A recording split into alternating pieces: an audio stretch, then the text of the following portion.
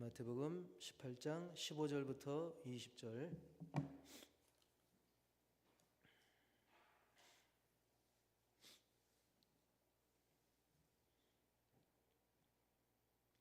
네 형제가 죄를 범하거든 가서 너와 그 사람과만 상대하여 권고하라. 만일 들으면 네가 네 형제를 얻은 것이요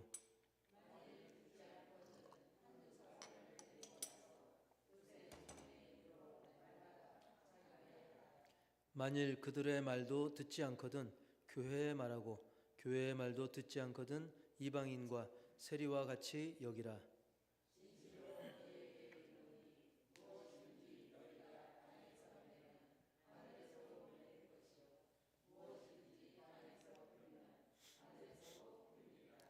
진실로 다시 너희에게 이르노니 너희 중의 두 사람이 땅에서 합심하여 무엇이든지 구하면 하늘에 계신 내 아버지께서 그들을 위하여 이루게 하시리라.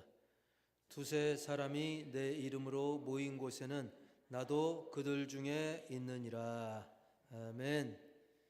할렐루야. 제목 시작. 합심하여 구하라.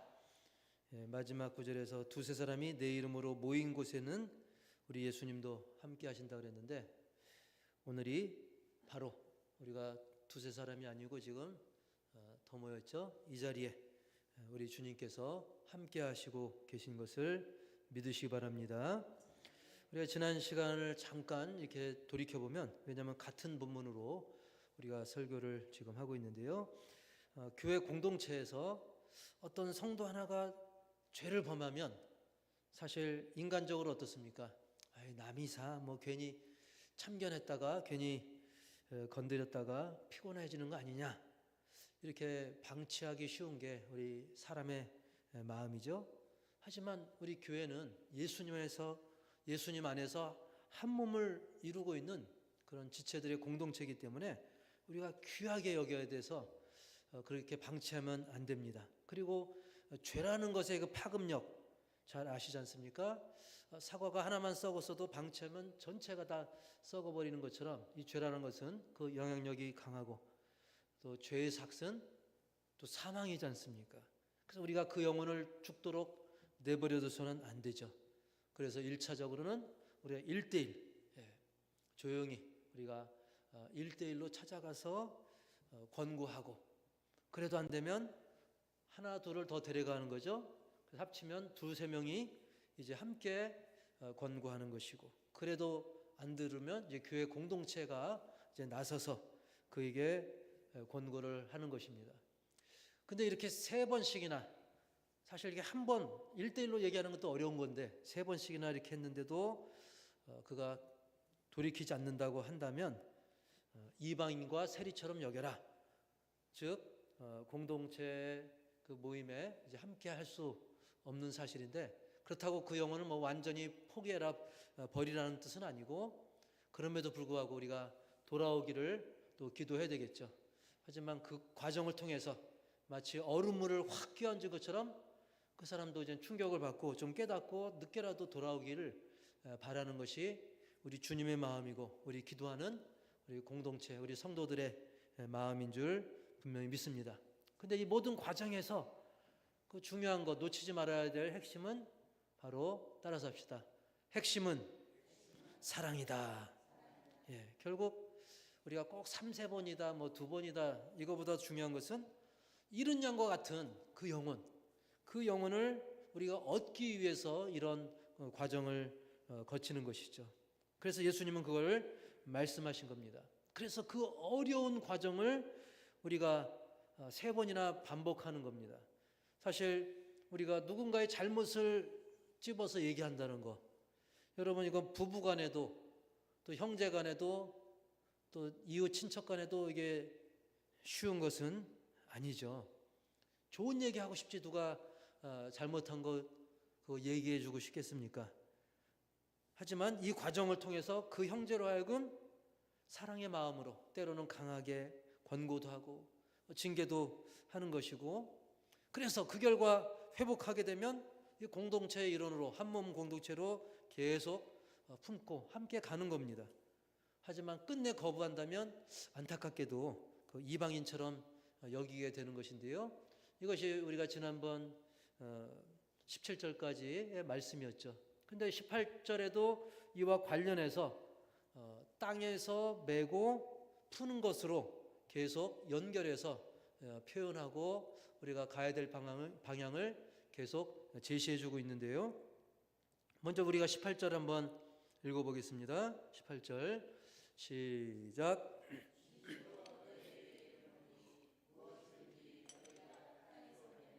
하늘에서도 매일 것이요 무엇이든지 땅에서 풀면 하늘에서도 풀리리라. 아멘.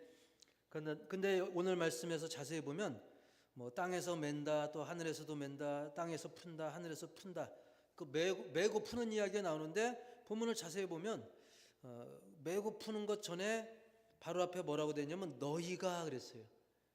그러니까 우리가 그 땅에서 누가 매고 푸냐면 너희가. 여기서 너희가가 과연 누군가? 너희가 하면 우리가 뭐 문법적으로 봐도 2인칭, 내가 1인칭이고 이제 너는 2인칭이죠. 근데 너희가니까 2인칭 복수, 그러니까 당신들, 너희들 2인칭 복수인데요.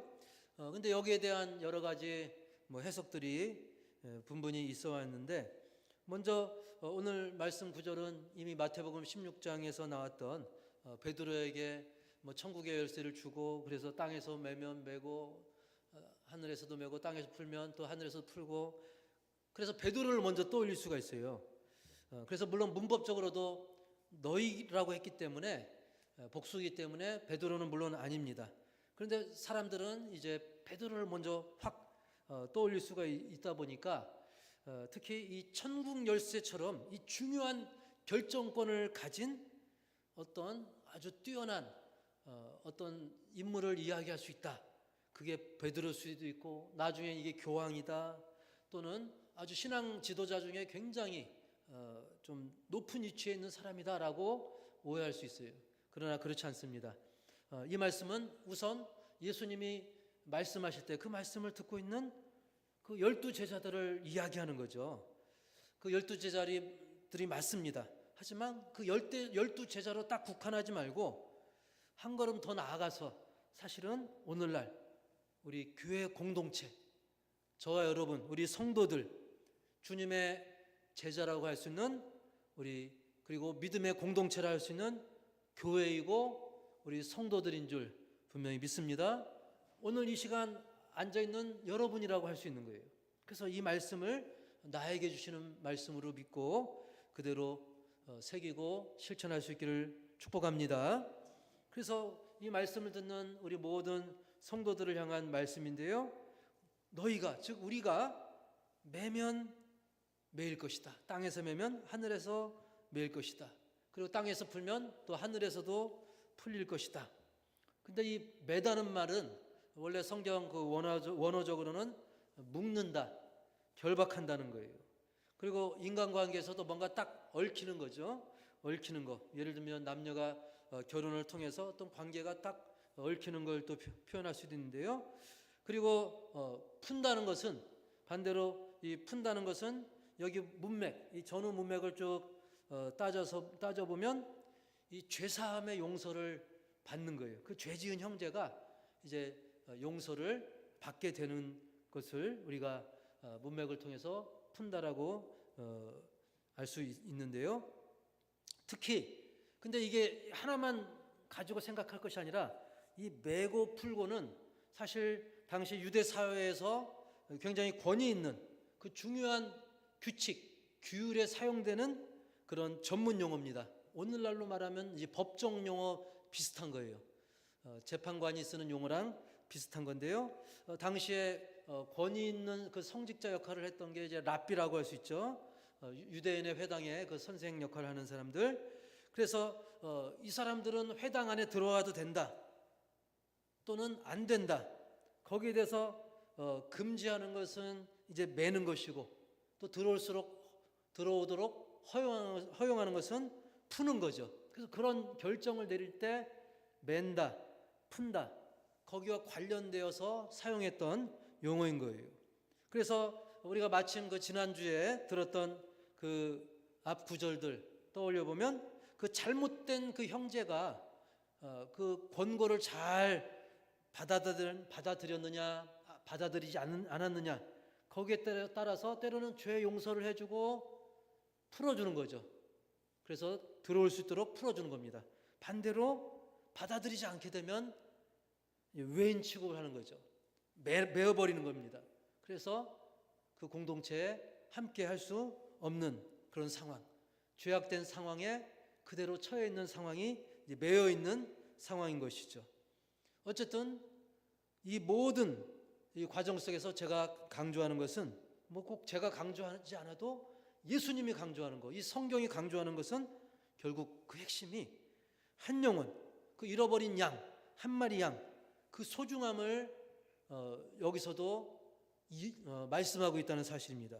그래서 우리가 돌이켜서 14절 말씀을 우리가 떠올려 보면 14절 말씀을 다시 한번 우리가 되새겨 봅시다. 중요한 구절 시작. 이와 같이 이 작은 자 중에 하나라도 잃는 것은 하늘에 계신 너희 아버지의 뜻이 아니니라. 아멘. 14절에서 이렇게 말씀하시고 나서 한 영혼의 소중함, 이거에 말씀하시고 나서 이 죄를 지은 형제에 대해서 어떻게 해야 되느냐, 우리가 포기하지 말고 이렇게 여러 차례 권고하고 거기에 대해서 또 풀어주기도 하고 매기도 하는데, 교회가 하는 일이 이 땅에서 끝나는 게 아니라 저 하늘에서도 반드시 거기에 따른, 거기에 발맞춰서 거기서 놀라운 응답, 결실, 함께하는 놀라운 역사가 있다는 거예요.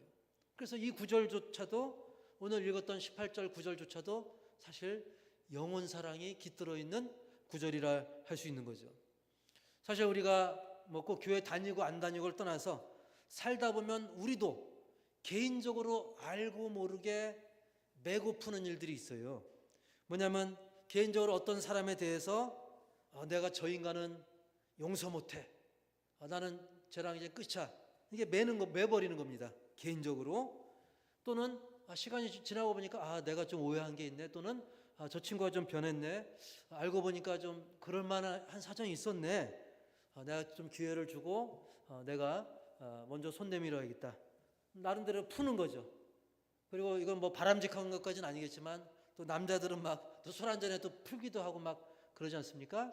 그래서 세상 인간관계에서도 막 매고 푸는 일들이 있어요. 근데 마찬가지로 이 땅에 있는 이 지상의 교회 내에서도 우리는 개인적으로 교회 성도들 공동체 내에서도 사실은 누군가에 대해서 매기도 하고 풀기도 하는 것입니다. 그리고 교회 전체 공동체 결정으로 어떤 한 영혼에 대해서 당신은 교회에 이런 해악을 끼쳤기 때문에 당신은 근신입니다, 뭐 한 달간 집에서 근신하세요, 또 심하면 출교까지 시킬 수도 있는 것인데요. 이런, 그래도 감사하게 우리 교회에서는 뭐 그런 심각한 징계, 이렇게 매는 일은 그래도 없긴 했지만, 그래도 간혹 어떤 사람들은 이런 교회의 권위를 가지고 매고 푸는 절차에 대해서 별거 아닌 것처럼 생각할 수 있어요. 예를 들면 아까 말씀드린 것처럼 우리가 누군가에게 권고하는 거, 그 사람의 죄를 드러나게 해서 조언하고 충고하고 또 돌이키기를 이야기한다는 거, 이거 제가 쉽다 그랬어요, 어렵다 그랬어요? 이거 누군가에게 권고하는 게 쉽다고 했습니까, 어렵다고 했습니까? 어렵다고 했죠. 우리가 세상에서도 어렵잖아요, 솔직히 개인적으로 하는 것도. 근데 이거를 정말 10번 생각하고 30번 생각하고 이렇게 권고하고 1대1로, 그 다음에 두세 명이 또 권고하고 또 교회 공동체가 권고하고, 그 과정에 그냥 권고만 있을까요? 아니죠. 간절한 기도도 있습니다. 또 안타까운 마음으로 애통하기도 합니다. 솔직히 마음 아프잖아요. 누군가 잘못되면, 죄악으로 잘못되게 계속 헤매면. 그러나 정작 그것을 듣는 그 형제, 자매, 그 당사자가 또는 그 주변의 다른 사람들이 그거를 잘 받아들이게끔 충고하고 조언해야 되는데, 그렇지 않고 교회가 왜 이래? 뭐 그런 문제 뭐 그럴 수 있지, 뭐 대충 넘어가지. 거기서 더 나가면 어떻게 됩니까? 교회가 여기밖에 없어? 솔직히 교회가 많잖아요. 널린 게 교회야. 예. 그러면서 어떤 교회에 매고 푸는 일, 즉 권고해서 받아주거나 징계하거나 하는 것에 대해서 그냥 가볍게 생각하거나 아니면 부정적으로 생각하는 일이 있을 수 있다는 거예요. 실제로 있기도 하고요. 자, 이거는 심하게 잘못된 일입니다. 사실 세상 사람들은 이 벌금 무서워서 뭐 운전할 때도 그렇고 또 일상생활할 때도 그렇고 뭐 쓰레기 잘못 버리다가 감식 카메라에 있으면 어떤 세상 어떤 규칙, 법조항, 징계, 규율, 벌금 이런 거에 대해서는 막 벌벌 떨면서 막상 우리 주님이 세우신 이 교회의 이런 규칙 또 마땅한 규례에 대해서 우습게 생각한다? 이거는 예수님도 그거는 그냥 허용하는 게 아닙니다. 그래서 오늘 예수님이 직접적으로 분명하게 말씀하신 것이죠. 이거는 제 의견 학설이 아니라 예수님이 말씀하신 거예요. 너희가 땅에서 매면 즉 교회 공동체가 땅에서 매면 어떤 한 영혼에 대해서 매면 그 교회 결정이 너무나 중요하다는 거죠. 그래서 땅에서 맨 것이 그냥 땅의 차원에서 뭐 티격태격 아웅당하다가 그냥 끝나버리는 게 아니라 어떻게 된다는 거예요? 땅에서 맨 일이 어디에서도 매인다? 하늘에서도 매인다. 하나님 나라에서도 이 지상의 교회에서 맨 일이 하늘에서도 매이게 된다는 것이죠. 이거 굉장한 것입니다. 즉 이 땅의 교회에서 교회는 이 땅에 있지만 이 땅의 교회에서 주님의 이름으로 결정한 일들 권고하고 받아들이거나 또 아니면 선을 긋거나 하는 이런 일들이 하늘에서 그대로 인정되고 받아들여진다는 사실입니다. 교회의 권위, 교회의 권한은 사람이 부여한 게 아닙니다.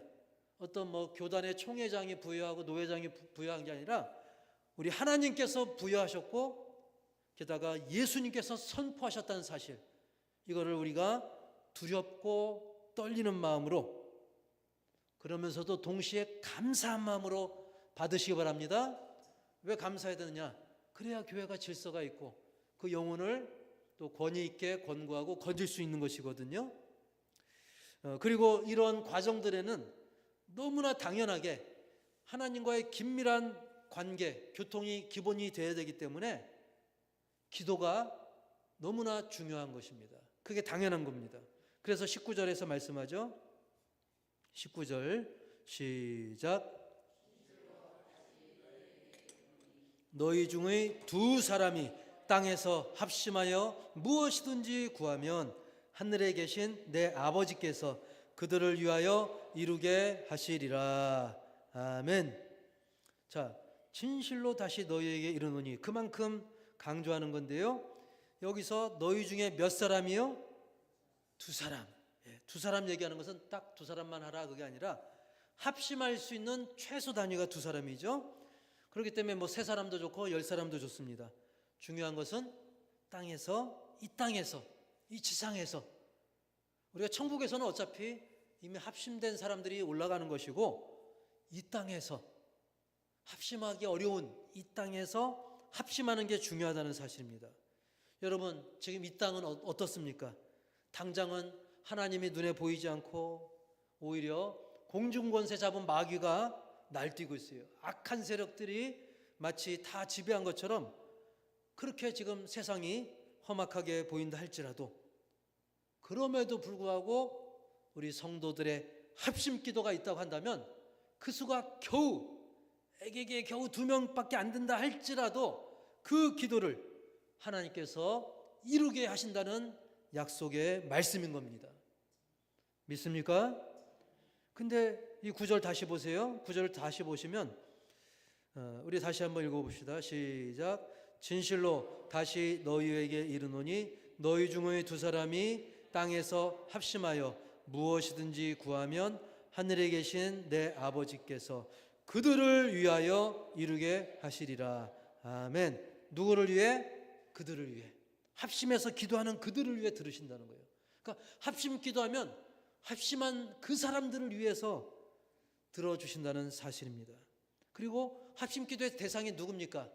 아까 들은 것처럼 그 잃어버린 그 형제를 위해서, 그리고 교회의 중요한 결정을 위해서, 그리고 우리 교회가 합심해서 기도하는 모든 것들, 알고 보면 사실은 이게 다 하나님 나라를 위한 것이고 잃어버린 영혼들을 위한 것이고 또 교회를 위한 것이고, 그렇기 때문에 하나님께서 하나님 좋으라고 하기보다는 그들을 위해서, 기도하는 그들을 위해, 그리고 그 기도 제목에 들어가 있는 그 잃어버린 영혼들을 위해서, 그리고 교회 공동체를 위해서 들어주시는 줄 믿습니다.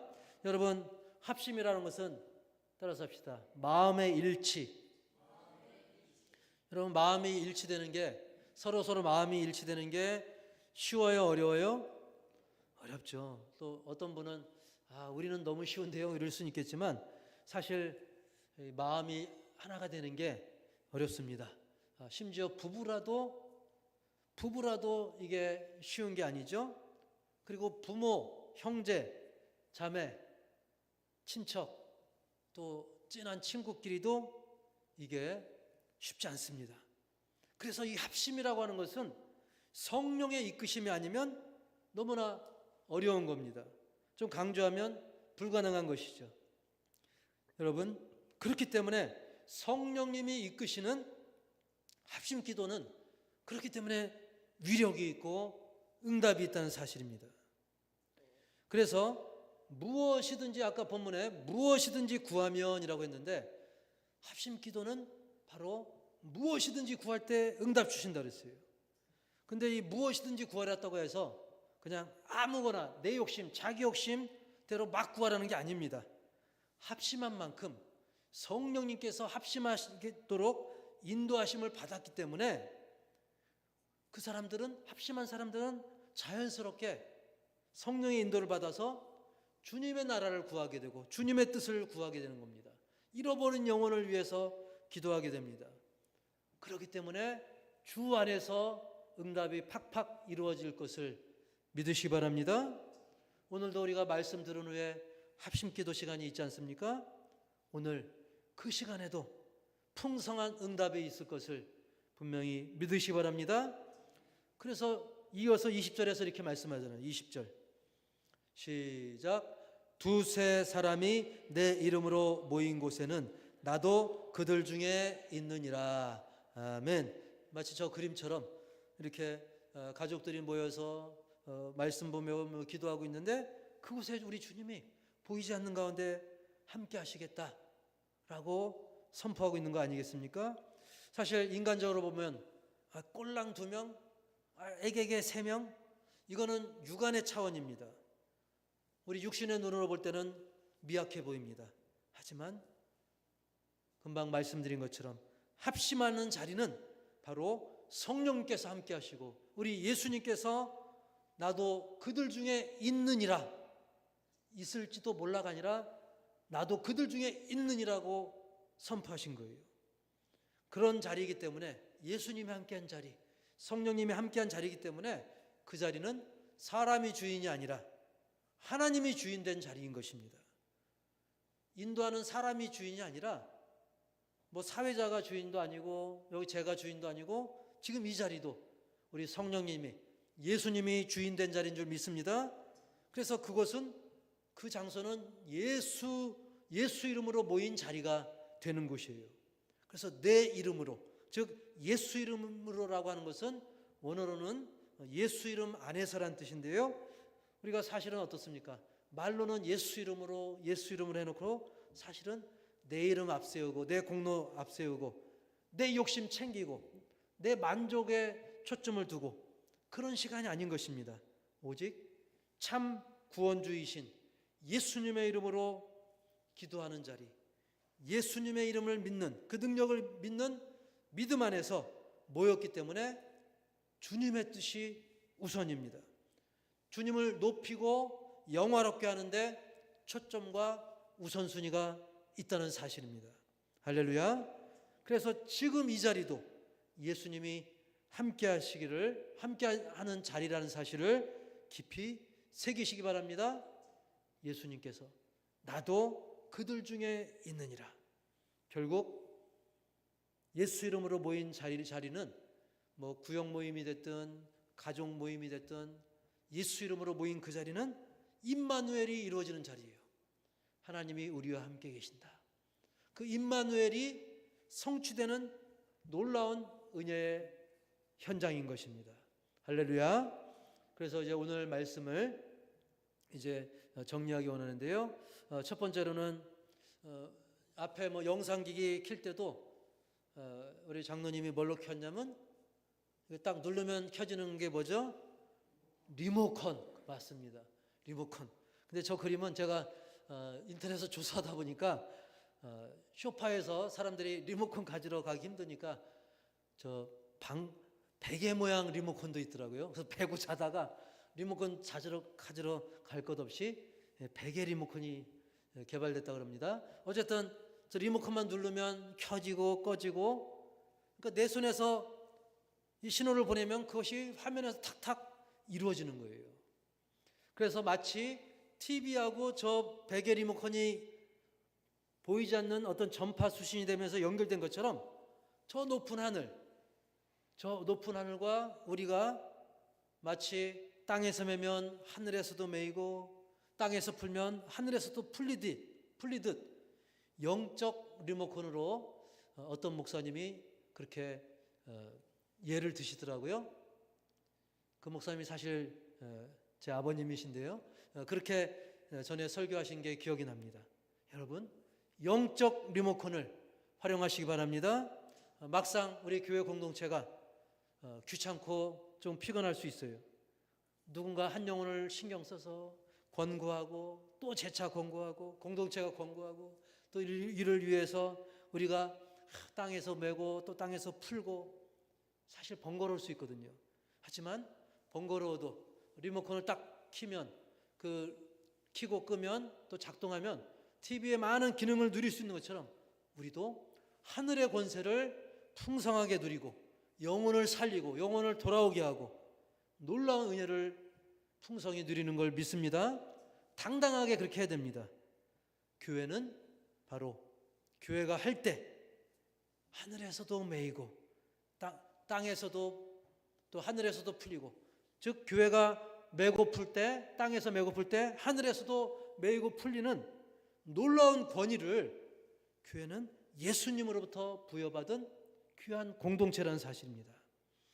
그러므로 우리는 정말 안타까운 그 한 형제, 한 영혼, 한 자매에 대해서 사랑으로, 그리고 하나님이 부여하신 그 교회의 권위로서 그 영혼을 잃어버리지 않도록 더 사랑으로 권고함에 힘써야 되는 겁니다. 여러분, 솔직히 그게 어렵잖아요. 번거롭잖아요.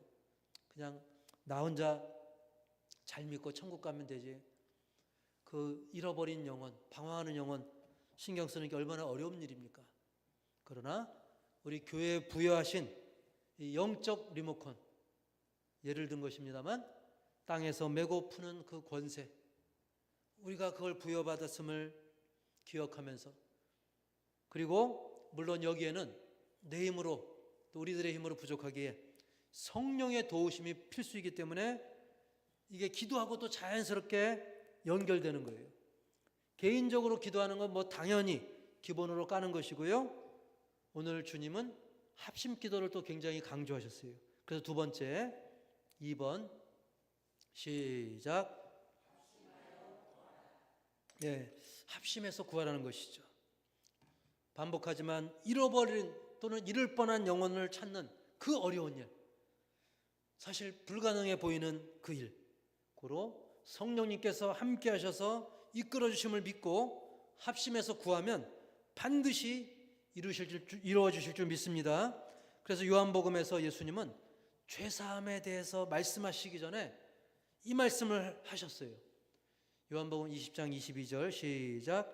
이 말씀을 하시고 그들을 향하사 숨을 내쉬며 이르시되 성령을 받으라. 아멘. 우리는 성령을 받기 위해 힘써 합심해서 간구해야 되는 것입니다.